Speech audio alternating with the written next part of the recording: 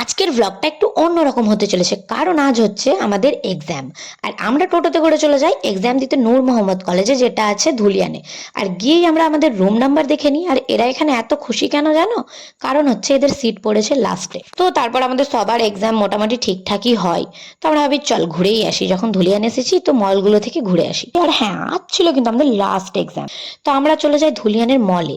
এমনটা নয় যে আমরা কিছু নিইনি, আমরা সকলেই একটা করে ড্রেস নিয়েছিলাম গাইস। তো আমরা ফার্স্টেই চলে যাই স্টাইল বাজারে।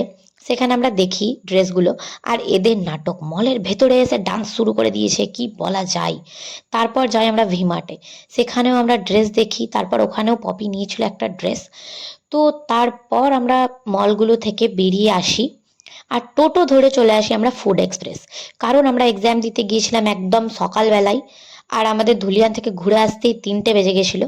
তো আমরা যাই ফুড এক্সপ্রেসে খাওয়ার জন্য।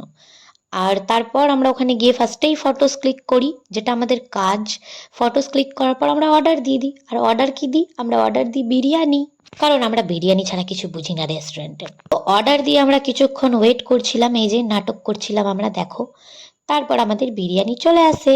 আর আমি সেদিন কিন্তু গাইস ফুল প্লেট বিরিয়ানি খেতে পারি। তো চলো, এই ব্লগটা এই পর্যন্তই, দেখা হচ্ছে নেক্সট ব্লগে, টাটা।